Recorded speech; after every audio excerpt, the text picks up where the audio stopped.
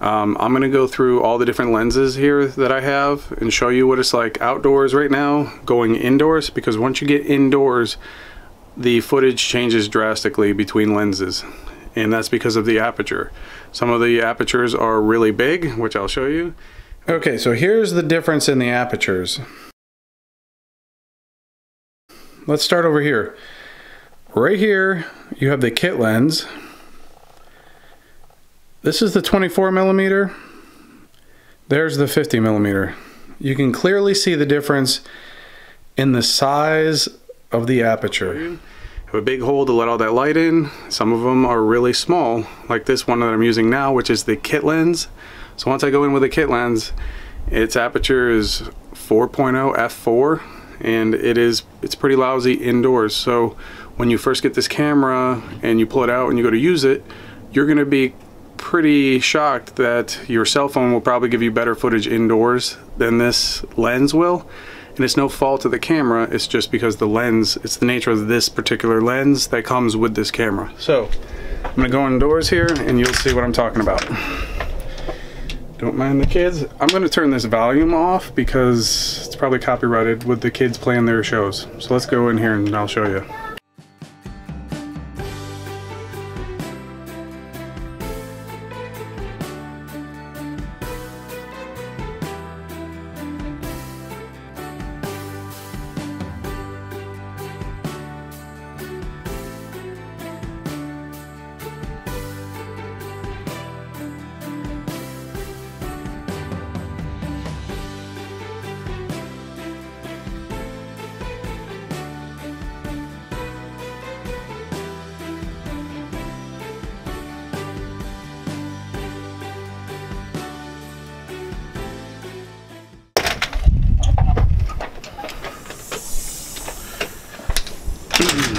Alright, so now we're back outside and you can see how that cleans up nicely once you get in good light. I'm directly in the sun here, that's horrible. Okay, so now let's switch it up and let's go to the Canon 24mm. It's going to be the f2.8. Do the same thing, go outdoor to indoor and then back out, so you can see the difference in how the lens works indoors during video. Like I said though, during photo it's fine. Just pull your flash out and you can create that light. But in video, Christmas morning, whatever, you're going to see it get really grainy really fast if you're using the wrong lens or if you don't bring in some sort of extra lighting. So let's go to the 24mm. Alright, so this is the 24mm. Now let's take this in and you'll notice the last lens with the kit lens, it was a little wider than this. It was at 18mm. This is 24mm. It's a little tighter, but you'll notice decent difference once we get inside here compared to the kit lens indoors. So let's go in.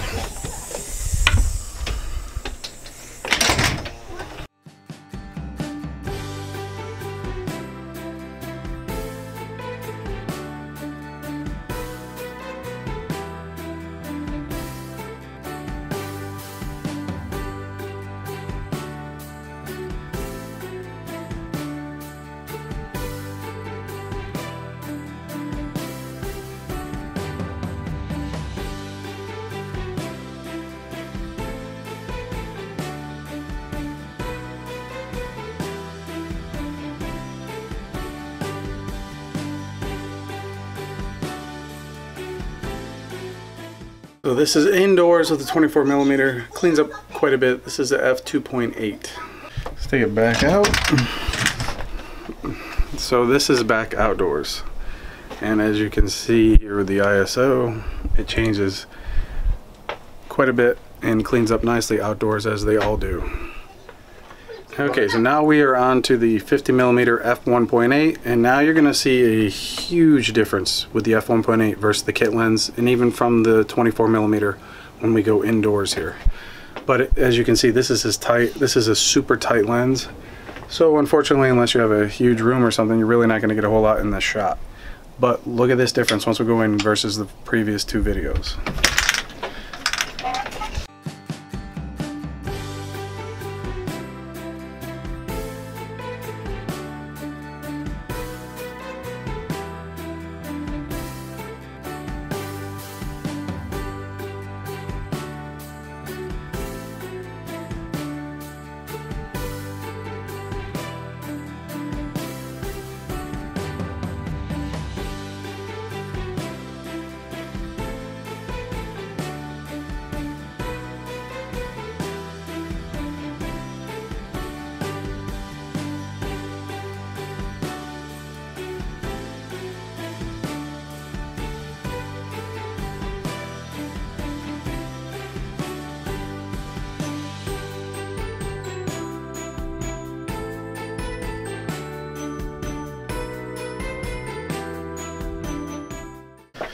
Alright, this one back out, and as you saw there, quite a difference, but it's really tight. So if you can get back far enough, this is an excellent option for indoors at f1.8. This is the 50mm. I think it's going for like 125. I think it's always 125 pretty much everywhere you look. So let's move on. Let's go to the 40mm. It's very similar to the 24mm, except it's not quite as wide because you're giving up an extra 16mm, but it's a pretty cool lens, really sharp. So let's go to that and try that in outdoor, indoor. Alright, so here's the 40mm. As you can see, I have a little more distance where you can see more of my face, but it's still fairly tight. Not nearly as wide as the 24mm, but it's the exact same aperture at f2.8. So let's go indoors and see what this gives you.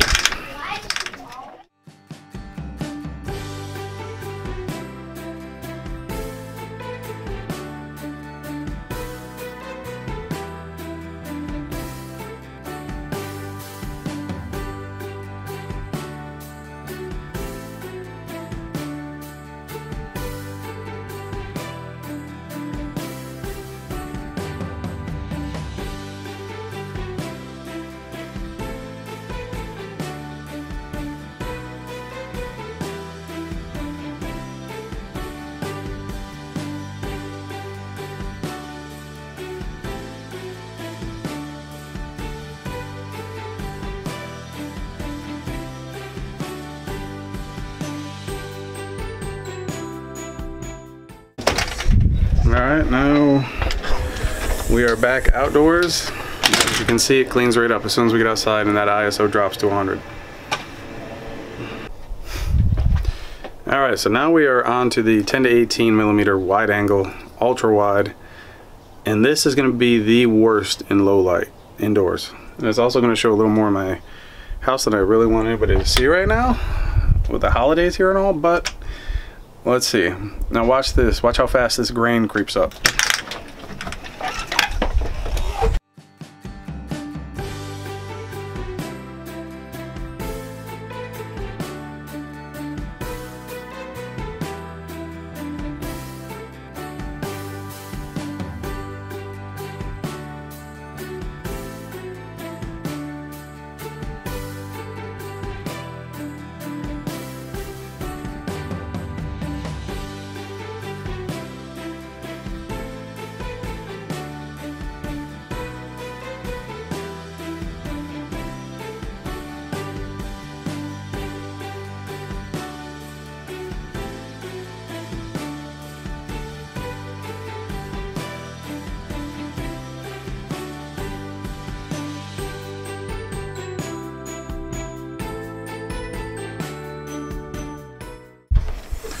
And we're back out. Now it'll clear right up and the ISO will shoot back up to around 100, and it should look pretty good. But as you saw there, that was a huge dip in image quality. So the 10-18 is awesome for getting the whole, you know, your whole family or whatever, but unfortunately, unless you have amazing light, it's going to be really grainy like that. Alright, now let's go to my favorite, my personal favorite, the Sigma 18-35mm. And that does excellent both, and it's wide at 18mm. So let's try that, and that should wrap this up. So here we go. This is the 18-35 Sigma f1.8. So it's got the f1.8 like the 50mm, but you can zoom all the way out to 18 or bring it all the way in to 35. Not a very big zoom, but it's nice. This is also the most expensive, but look at the difference here. At 18, when I got an 18mm f1.8, watch this when we come inside.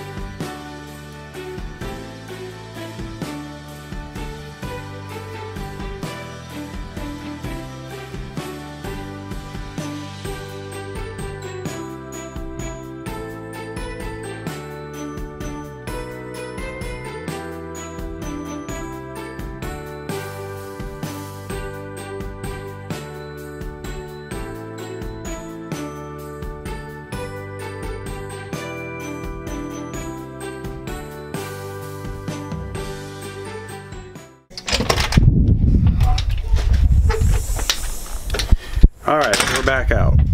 So the basically the message to take away from this video is that if you're going to be filming indoors, then be prepared to struggle with the kit lens if you don't have excellent lighting, and your best options in that situation are going to be to either bring in a bunch of extra lighting somehow, which is a pain in the butt, or know that going in so you can prepare and get the proper lens.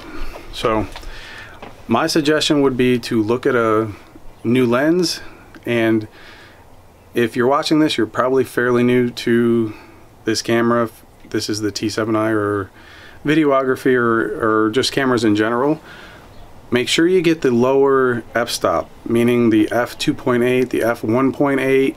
Keep it down below f2.8 for indoor filming, if possible. Otherwise, it's going to be grainy footage. So, alright, that's it. Hopefully this video was helpful for you. And this can be a lot of fun if you have the right equipment. If you have the wrong equipment, it can be extremely frustrating. Trust me. Alright, thanks for watching, guys. Subscribe, and have a great holiday season.